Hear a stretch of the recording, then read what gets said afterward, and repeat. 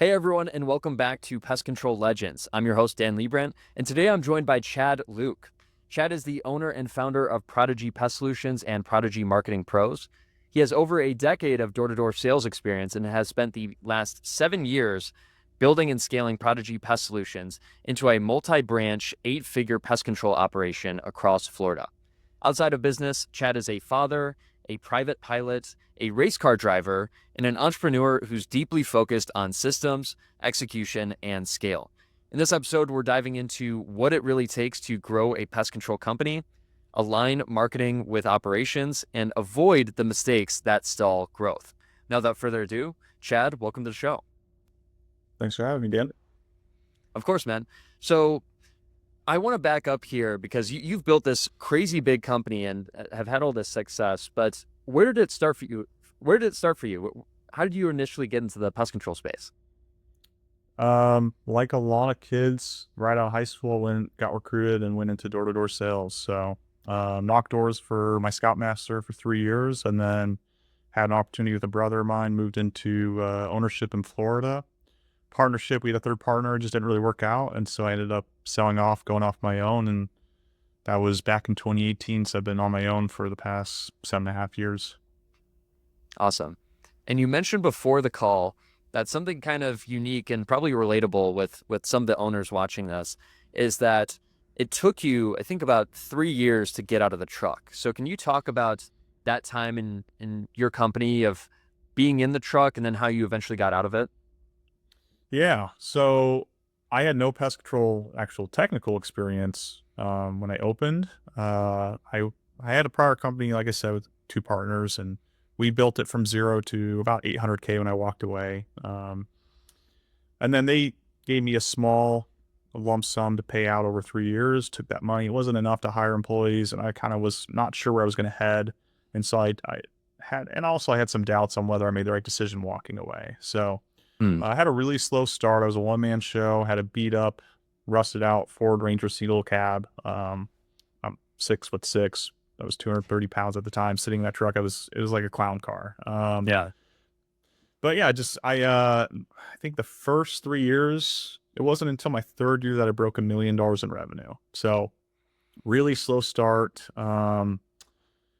Things just kind of fell in place though. I think I don't know if I could have done it any differently. Just because I had such a little experience on the technical side, on the office side, I only knew the door-to-door sales side. Um, and I hired techs as it went, and then I had sales reps come and go. It was just there was a lot of bumps and ups and downs on the customer volume that we had, and so I didn't know how to properly hire in time for that. And so a lot of times I found myself in the truck. Um, but I think ultimately the dream that everyone has, scale a company, is that you're not Chad Louk Pest Control, that your business functions as its own, and you don't want to be in the truck. You don't want people requesting you. You don't want people calling you specifically. And so it was around my third year that I realized I was never gonna get this the size that I wanted to if I didn't step away completely from in the field. And so Hmm. it was around my third year I stepped away from teching, and then it was at my fifth year where I stopped knocking all completely as well. Got it. So 0 to 1 million, were you mainly getting leads through door to door then? Yeah, yeah. I was door to door. Some things in my favor, like when I opened up, I moved to this town called Lakewood Ranch in Florida. It's about an hour south of Tampa. And I moved there in 2018, and then 2019, 2020, 21, they were the number one master plan community in the nation. And so I got in a little bit earlier than everyone else. And so I was knocking, I was the only door to door company there. Now there's 14 pest control companies knocking here. So it's Hmm. become very competitive. But at the time, it was just like the easiest thing ever. So much growth, so much people that have no attachment to Florida. They're moving down during COVID and stuff. And so I was just picking it up. I also got kind of lucky. Google at that point was pretty easy to put locations at houses. And so I had a few locations in homes in that area. And so when people looked up like pest control near me, it was like right in the middle of their neighborhood. And so it Hmm. was the first one to pop up, which was super nice. So we got a lot of, for that, our cheap online advertising, we got a lot of local search ad. But primarily, yeah, probably majority would be door to door. Yeah. Okay. Awesome. So how did you learn door to door and what was working and what wasn't? My two older brothers did door to door. One of them 6 years older, the other one's 2. And so they had already done it pretty well. I was terrible in school, so I had no plans after high school. And so pretty much right at like at 14, I knew that's what I was going to do.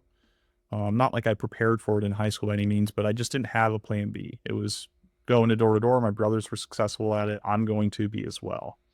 Um, Got out there my first week right out of high school. I skipped graduation, just flew out to DC from Chicago. And my first week was May 28th, right? And the first day I show up and everyone's talking about how they're getting burnt out and it's getting harder. I'm like, well, it's my first day. You guys saying it's hard? What? And they're like, yeah, just, go, take a longer lunch. It's okay. And so this is like, I got in at a kind of a rough spot in the company. But my first week I sold 8 accounts, which, was pretty good for someone getting into it. My second week I did 17. And then my third week, it got rain, just torrential, and I did 2. And Mm. that's where I just buckled. I never recovered that summer. And so that first summer I sold 78 accounts. I made like 13 grand. And my mindset on like what I could do in this industry like completely shifted. I was like, I don't think this is for me. My brothers sold 190 accounts their first summer, 200 accounts the first summer. I'm doing like a third, a fourth of that. Clearly this is not for me, right? Um, and my older brother, one's 2 years older than me, kind of wrote me back in. I moved in with him in Utah after the summer, and he kind of kept me into the program. So I ended up going out another summer, and that summer I locked in. I sold 228 accounts. And yeah, it's just kind of, and then I was just all in. I ended up going to BYU, Idaho for 1 year. My mom, during the summer, she applied for me, took the money out of my account. She's like, you're not coming home after the summer. Mhm. So she Yeah. sent me off to college. And I was sitting in a business management class and talking to my professor, and he asked me like how much money I made in door to door that last summer. It wasn't a lot. Commissions have definitely changed since then, but he told me, he's like, if that's how much you can make in a summer, why are you here? Right. Mm. He's like, and this guy told me, he's like, you could easily do that year round. And it's not really the model. They don't do it year round. He's like, you can do that year round and you'd make more money than I do. And that's kind of where the shift happened in my mind. So my third summer I went out, did really well, made 6 figures in 4 months, and decided that's the pathway. I was going to move into a management role with the company I was at currently, but then my brother, who had stayed on me, decided to keep me locked in, and so ultimately brought me in as an ownership partner with him. And so the day that we started the company, I turned 21. So I fast tracked really quickly into an ownership role, and that was like the biggest thing for me. I still had my youth in door to door. I wasn't burnt out. I was still knocking. So when I was able to knock for them, build it up, and then my company had a few years of good years building up, which, I mean, there's no cheaper way of advertising than your boots on the ground yourself. So that's really how I built it with no loans. I think I started Prodigy with $7,000. It was a Russell Wow. truck that I bought off my old company for 4, and then had some chemicals, some licensing, website, boom, 7 grand. Yeah, that's So incredible. yeah. So behind the success of your door-to-door sales, before you started the company with your brother, and then it's now your current company, what is your secret? What is the key to a successful door-to-door sales program? How do you get sales? How do you sell people at the door? Well, the secret is to replace yourself recruiting. Mm. That's the big thing. Finding people to replace you on the doors. Like I said, I don't knock doors anymore. I've got a lot of reps out there doing it for me. I'm more of a trainer now, more of a recruiter, which I wasn't at the time. My first 3 years, I recruited 0 people. And so I had to just go all in on the sales side. Um, I think a lot of people just have a personality for it. You see some guys that just right out the rip do really well and they don't know anything about pest control. Mm. So you're either selling yourself, you're selling your brand, or you're selling fear. That's another thing. A lot of people pitch on fear, right? Your company doesn't have rodent bait boxes here. Rodents next door. You need us, right? I'm here now. I'll do that at a discount. A lot of guys are pretty salesy with that. They'll be pretty pushy, high pressure. I think I went pretty technical with my backing. I went more of a technician route. I pitched on inspections. So I'd go around the home pointing out areas that had issues or potential issues. and was more of like an informational person. So I'd give them all information, didn't come off salesy at all until the very end. I'm like, hey, here's everything we found. Here's what your company's missing. Let's look at what your company's charging. Cool. I can do it for this price. Does that make sense? And so that's my pitch to close. Probably takes a lot longer, but I found I had to talk to a lot less people with that kind of sales style rather than just pitching trucks on the street. I'm going to do it right now. Mm, So I got it. a little less pushy, but longer. And I think I'm more of a quality over quantity salesman. Yeah, definitely. Yeah, I heard you mention that on Jonas's podcast, the Pest Control Millionaire, and essentially being more information and expert focused. So then, for your company and also the companies that you train, because we'll get into this, but you guys train a lot of companies to do door to door as well. So are you training the door to door guys on pest control as well, or are they technicians then Yeah, transitioning yeah. to door to door guys? So it depends on the state, but what we like to do is we like to get all our guys coming to Florida first. And so we do a training with them. So to knock in Florida, you actually have to go through 40 hours of training, which would be CEUs, office, technicians. And so we make sure all of our reps at the very beginning know how to do a service. They know the products, they know what's legal, they know what we're actually doing. And I think that's a fundamental difference with other organizations. I think other organizations have this mindset that we're a sales company that happens to do pest control. Mm, I'm a pest control company that happens to do sales. I would much rather have my guys very technically knowledgeable and maybe lack in the sales department. It just helps on quality, helps customer retention. We may not sell them the same amount of volume as those guys, but we're retaining a lot more. And a lot of our reps come from those larger organizations that are really sales focused. They have a lot of fantastic sales training, but then they really drop the ball on the service training, on the ethics training. And so we like to get those guys coming over and we'll give them that information. It just takes them to a whole nother level. mm. I'll be the first to say, I don't think I have the best sales training. We're not the same size of those companies. I don't have the backing that they do, but we really focus on making sure that, and I've got plenty of trucks on the road that they can ride along with and see the service and make sure they're doing the right job. Got it. That makes sense. So when the guys are knocking doors, what are some of the biggest mistakes they make? I think your intro, right? Within the first 30 seconds, like if someone's going to watch this podcast, right, they're going to listen to that intro. You gave a definition of who I am. People are going to decide right then and there if they're going to watch this or not. So did you hook them, right? And so your initial pitch, it's got to be something that brings value to them. And also, if they have an objection right off the rip, don't blow right through it. Let them bring something up. Most of the time, it's gonna be, I already have a company, right? Like I'm not interested. I already got a company, and then they'll just tune you out. So if you don't listen to that objection and answer it, you're never going to get further in the pitch because the rest of the time they're just thinking about, I don't have to listen to this guy because I already told him in my mind that I'm not going to go with him. So slow it down, pause, let people talk. I think a lot of guys just plow through objections, but that's not the right way to do a sales. You should listen and then you got to overcome it. Got it. Makes sense.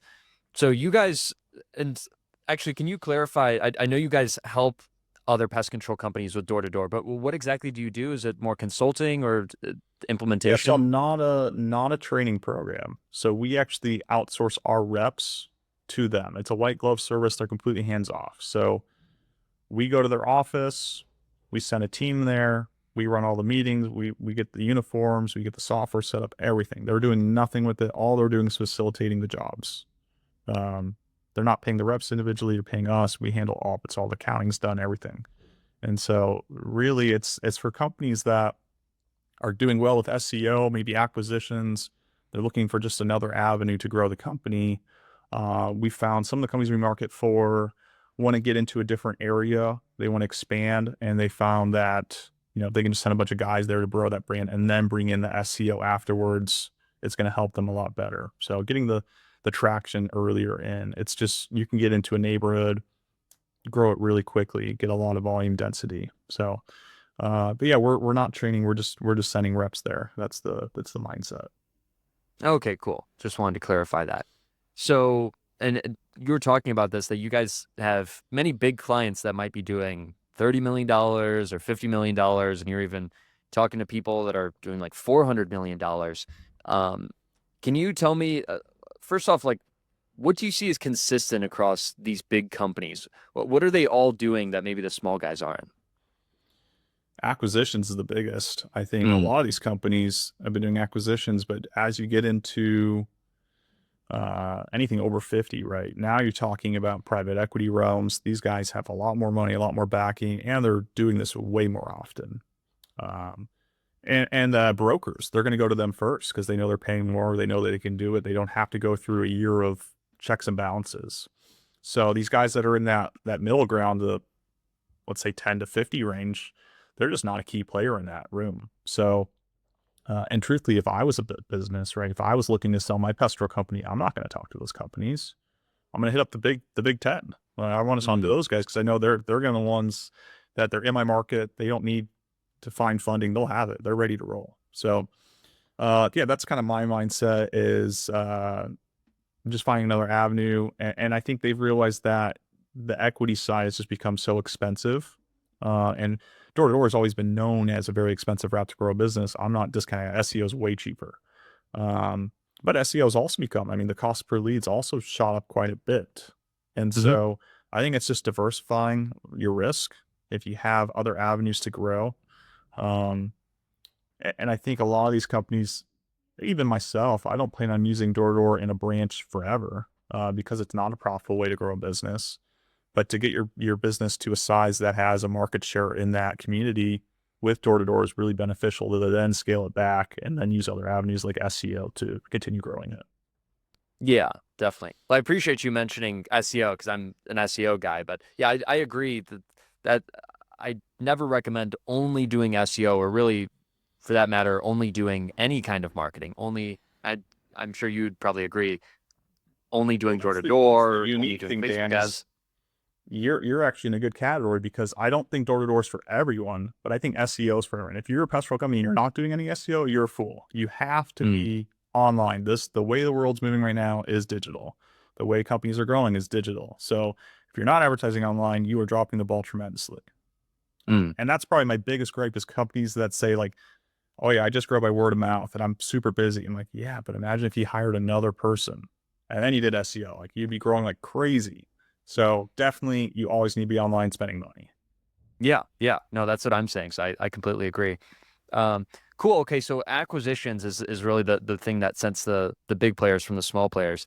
I'm curious. I don't know if you mentioned this or maybe I missed it. Have you guys done any acquisitions? I have, and I'm not a key player because I'm in that smaller run as I talked about. So the companies that are going to sell to me are the smaller guys that don't have a market share. And so I've done four, and I'm not too crazy about them. The largest deal that we did was about, I think it was 350,000 is the company size that we bought. And the problem is with those companies is the business is them. Once they're gone, a lot of the people are like, oh, he's not here anymore. Okay, see ya. Or they have a lot of, they get what they can. They're going to sign up people that whatever they can. They're not going to turn down leads and save a lot of customers that you got to raise price on. And once that happens, they're gone too. They're also lacking a lot of analytics. They probably didn't run their software the way that you should. And so you don't really know what you're getting into when you buy it. You don't realize how many accounts are, overdue on balances, or they should have been canceled, or, whatever. And so I just been burned a lot in that category. So if I was to do it again, it'd have to be a business that is in the $1 to $3 million range that has a key known in that area. And the owner ideally is in a retirement stage where he's on the business a long time. They have plenty of data to back what you're buying, and he's just ready to go, right? And but I'm not in that spot where I can pull something like that off. And also, I look at my door-to-door program, door-to-door program. If I'm looking to build my company by $3 million, it'd be a lot cheaper for me to just do it myself. And so that's kind of where I'm at right now. Um, but I do see the value of buying a company. You get all their SEO, you get all their trucks, you get all the customers. You don't get all the bad reviews about someone knocked on my door.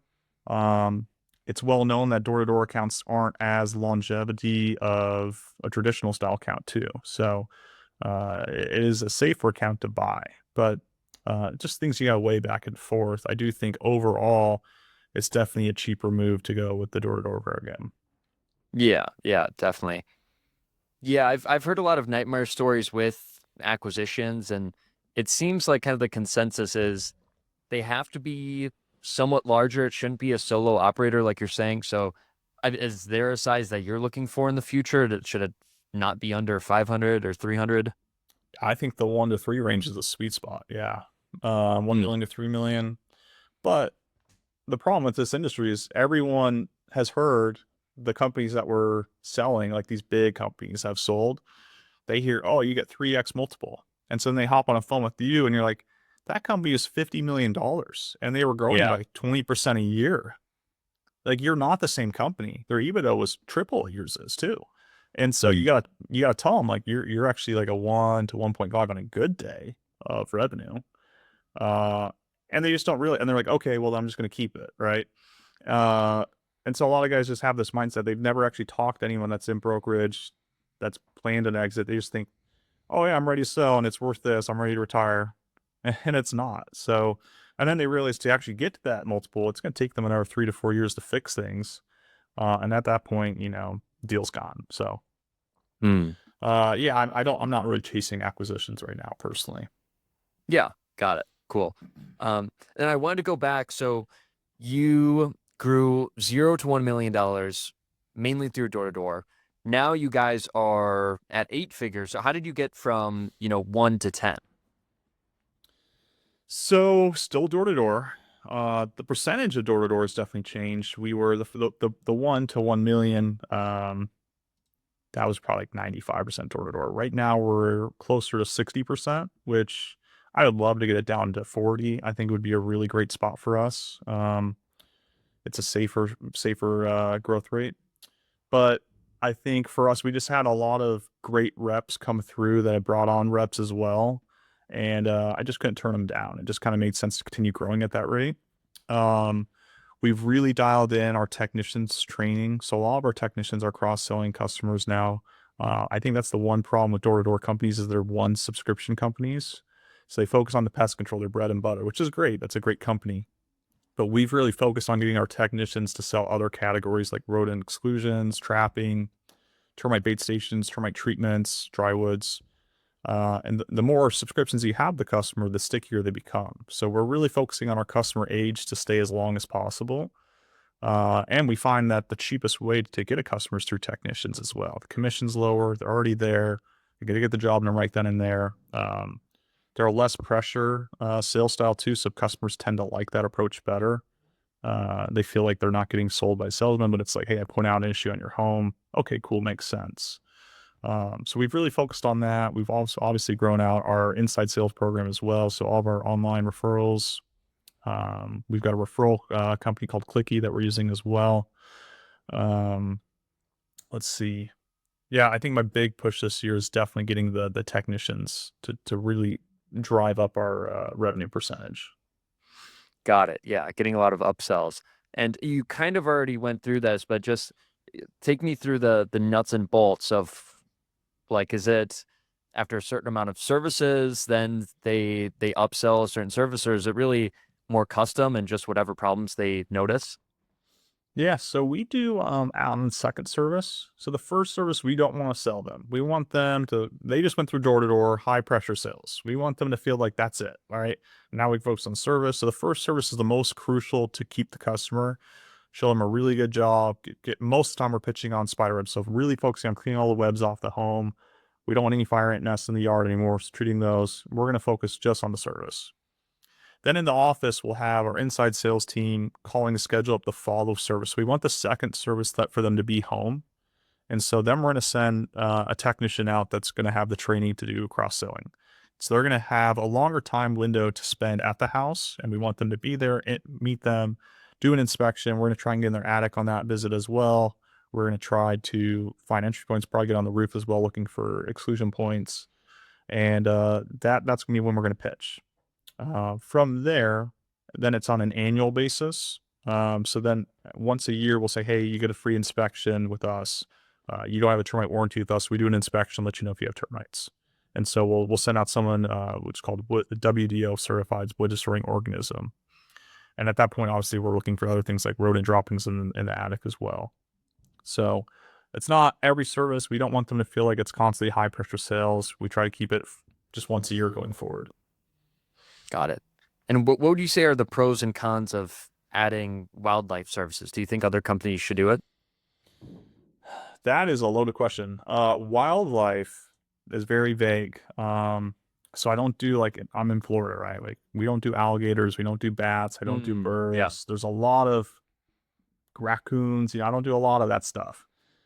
So when I say rodent, I would say rats, mice. Sometimes we do armadillo work, but like the oddball stuff like snakes and stuff. I think when you try to do everything, you're good at nothing. And so focus on what you're good at. I mean, we do a couple things. I'm licensed in every category in Florida, so I can do everything. But for a lot of it, I sub out. So as a whole, wildlife, I'm going to sub out. Bee removal, I'm going to sub out. Tenting, I'm going to sub out. You talk about like the biggest risk in pest control is tenting, right? People look at the high dollar amount that you can get from those jobs. But I mean, the biggest fines I've seen in this state for misapplication have been through that. So Hmm. I'm not trying to lose my license. I'm not trying to misapplicate someone's home, and all of a sudden I'm getting claims that, we did something to hurt their home or their livelihoods or their health. And so, and also my technicians' health and safety is priority to me too. I don't want them wrestling with alligators. So, uh, we try to just stay in our niche, which is pest control, termite, rodent. That's the big three that we focus on. And then predominantly I'm residential as well. I do a little bit of commercial work. I think it's good to have a little bit of diversity, right? But for the most part, I focus on just the basics. Got it. Makes sense. I wanted to jump to team building then because you guys have a pretty large company at this point, and you've also grown it pretty fast. I want to hear what are your top lessons of hiring and building up the company? Hire ahead. That's the biggest thing. The biggest mistakes I've made is trying to make my profit better so I can pay myself more. And I'm working crazy hours, and my employees are stretched so thin that they're stressed out. Um, it is way more expensive to play catch up. We had a branch last year grow by 2.3 million to be exact, 2.3 million last year. We started with 4 techs. By the end of the year, we had 12. And every month we were playing catch up. We were adding 1 tech every month. We were rushing the training on them. They weren't qualified. We took what we could get, and it just crumbled. And so I actually had to cut all of our sales program for 3 weeks. We sent them to a different office for 3 weeks to reset. And that probably cost me $400,000 in potential revenue in that office. So if I had just been smart before the summer, I hired out 3 technicians, and maybe that first month, 2 months, they weren't getting their full potential in revenue. But none of that would have happened if I had done that. This past October, we hired 5 new managers for our corporate office. We had a technical director come in. We had an office manager. We had someone in software. We had someone in HR come in. All these people, all right. And most door-to-door companies, they focus on heavy growth in the summer. So all these people came in, and we don't really have a huge exponential growth coming right now. So we're kind of just losing money at this point with these people. But I know I'm going to grow my business by a couple million this summer, and so it's going to pay for itself. So don't trip over pennies, or don't trip over dollars to pick up pennies. That's kind of the mindset. You hire ahead, plan for the future. And I also kind of like that. You put your back against the wall. You have no other option but to grow. That's my mindset. So I like having the staff on ready to go. And we got to hit some big goals we got to hit to make it make sense. Got it. And is the hiring kind of intuitive and situational? Or are you following a process or coaching? Yeah, so there's PCO bookkeepers. We use them for our analytics, and they have some benchmarks on when you should hire a technician, when you should hire a customer service rep. We found that my company's unique. Our margins may be different than an Orkin, right? We may have different, and obviously we're a much different size. So there's some basics like technicians and CSRs. Those kind of make sense. The revenue mark's not going to change that much. But we talk about managers and people in place. I think you can be a little variety in that category. But I think we're at a good size now where we have some data to track with some of our other offices because I have 4 offices now. And so I've seen kind of when we need a new service manager or a second service manager, And then you got so many customer service reps now that we can see analytics on who's performing and who's not, right? So, um, but yeah, the whole thing is hire ahead, plan for the future, get your back against the wall, and you got to figure out a way to grow. Got it. Makes sense.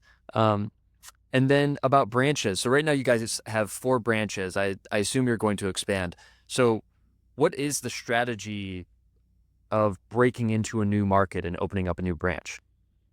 Yeah, yeah. So that's where I am a firm believer in door to door, because there's no better way to get your brand out there with a rep going talking to 100 people a day.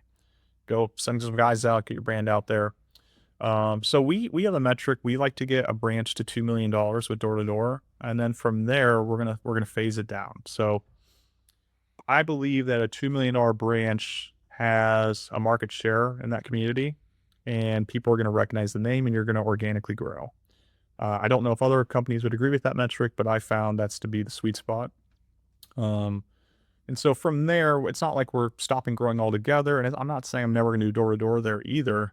But at that point, I'd be open to opening new offices, scaling those offices. And I think at 2 million, you're going to see that the profit's going to really show. It's going to be a good spot. And so we're going to scale back. Ideally, I do that in 1 year. Ideally, I go from 0 to 2 million in 1 year. And I cut the program for either that entire next year, where we send out a smaller team to just kind of replace the cancels. That's, I think, the good spot for us. I'm not really looking to run the program forever. I don't want to send teams there every year. I think the more years that go on where you're knocking the same homes, you're going to close less and less. You're going to get more and more cancels. People are going to be more and more upset with the fact that you're just constantly berating them. And so I think where we do cut the program is branches that are going to be over 5 million. I think that's kind of where we see it makes more sense to focus on the technician selling or the SEO to kind of pick up the slack. And that branch may not be growing at 40% a year anymore, but it's going to be replacing its cancels. It's going to be still trending upward with inflation. Yeah, definitely. Yeah, I've actually never heard that point before of only knocking an area maybe just for a year or two and then moving on to another, because you are going to be hitting a lot of the same homes. I would assume that is going to be a big problem, and people just, if you keep knocking their door, they're going to be kind of upset. So Yeah, that makes I sense. mean, obviously people move, people die, people come, they go. But how many, I guess it depends on the market, right? Like if I'm in some small town in Indiana versus if I'm in New York City, you could probably knock that market much more than you could in South Bend, Indiana. So uh, I guess it comes and goes and depending on where you're at and also how big your teams are. Some companies run 80-man teams. Other companies run 5-man teams. So I know some guys that are in Boise, Idaho, and they just got 5 dudes. And obviously, yeah, you could do that year after year. That's fine. But we're kind of in the sweet spot. I like to do about 20 guys per office. Okay, cool. And you actually just mentioned something I wanted to ask too, was because, or since you have such a unique perspective on door to door, you guys take up a lot of Florida, and then also you help a lot of companies across the US. What are you seeing as the difference in the areas? Do you see some states or areas of the US are better for door to door, or that's, I don't know, like what is the difference between the different areas? As a door-to-door salesman, I probably would answer this differently, but as an owner, every market, you'll be fine. You can sell anywhere. Guys obviously have the preference. Some guys, they think that a certain uh, culture is going to be better to talk to. They think a certain demographic and their income is going to matter more, or the bugginess of the market, like a hotter market versus maybe they're up in the Northeast, colder. I think you can sell anywhere. And I think you can sell the same amount anywhere too. So we sell in 8 states right now for 5 companies, mine being included. And I think any one of those states, I could go in there and do the same amount of numbers that I could in my home office in Florida. Okay, so it doesn't vary too much. It's going to be different. I mean, you're going to have different objections. You're like, if I'm knocking in Maine, people are, they're going to see a quarterly service. And they're like, why would I get a service in January? There's snow on the ground. And then in Florida, you're going to get the objection that I already have a company, right? And so it's just different. People are going to have different objections. The tolerance too. I guarantee you less people are knocking in Maine. So people are like, you're not going to hear, you were just here. Or I'm sick of these solicitors. You're not going to hear that up there. But in Florida, with 14 companies in my market, you're going to hear that pretty much every door. You're the fifth guy to stop by this week. So, Mm, there's different challenges, but overall, I don't think it matters. got it. And you just mentioned knocking in the wintertime, especially somewhere cold like Maine. Would you recommend that, or should it just be during the summer? A specified service. So if I'm selling Mm, a quarterly subscription in the summertime, one of your quarters is going to fall in the winter. Obviously, it's seasonal. yeah. No, I would not. I would not knock doors if there's snow on the ground. Because when you're creating the sale, it's important to there has to be a reason why you're there, right? There's issues in this neighborhood. There's bugs. Also, I think a quality of life for the salesman walking around all day outside in the snow would probably be pretty rough. Um, so no, we wouldn't do that. And in fact, when we do work in the wintertime, it's only in warmer markets like Texas, California, Florida. Yeah, I wouldn't be knocking in the wintertime. Okay, cool. Got it. And I also wanted to ask you, what KPIs are you tracking? What are you looking at on a daily or weekly basis? What are you staying in touch with? Are we talking door to door or my pest control company? Hmm. Yeah, let's say just the pest control company as a whole. Okay. I mean, big one's cancellation percentage, resource rate. Big one for us right now. I think we're in a spot right now where I think risk mitigation is the biggest. And so we're looking at driver safety scores. We just had an accident 2 weeks ago, 3 vehicles involved. I mean, that could be detrimental to a company. One of the quickest ways to damage your company. So, really focusing on our driver safety scores, our texting and driving, stuff like that. But uh, route completion for the technicians is a big one too. We really want to make sure that what we're scheduling on the jobs is getting done, getting serviced. Um, so most of our KPIs are going to be technician related. Cool. Cool. Makes sense. And you guys do a lot of door to door. Are you doing any other traditional marketing, even like door hangers or mailers or anything like that? No, no, I'm not doing any of that. So I'm old school, but probably not that old school. I haven't heard of great success from that. Maybe some companies have had that. I just I don't have any background in that, to be honest. With door to door, I just think you get to go and talk to someone, and your pitch is going to change.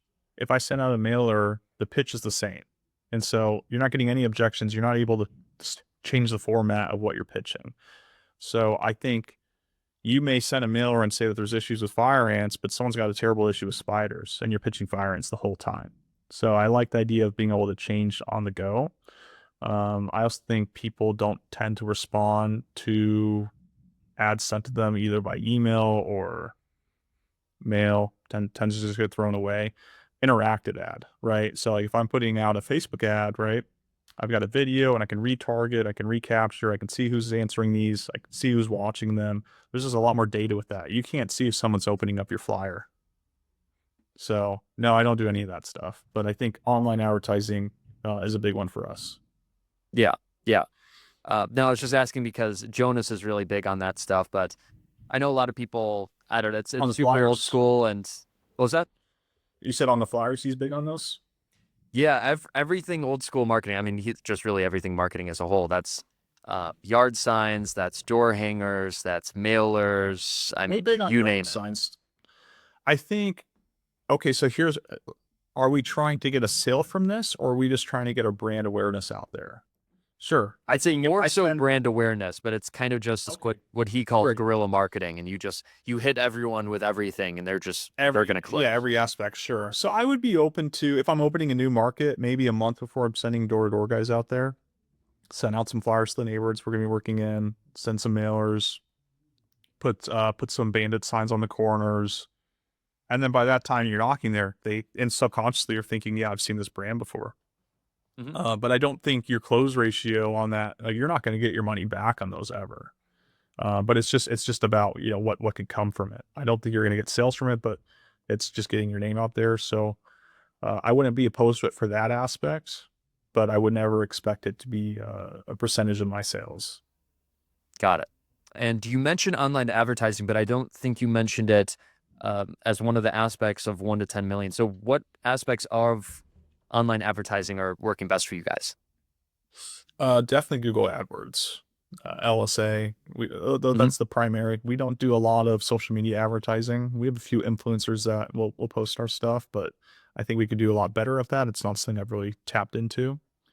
So right now, definitely it's the Google category.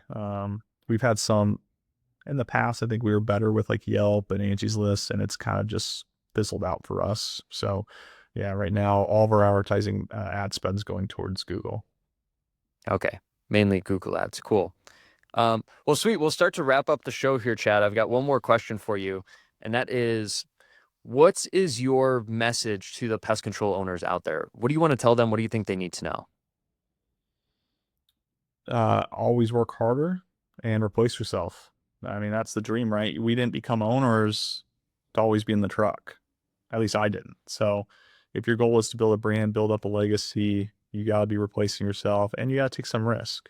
Um, if you're just trying to make safe money and year over year, you're never going to get to the point of where you want to be. So the big thing for me, like when I started, I was making, like I said, my third summer, made a lot of money in door to door.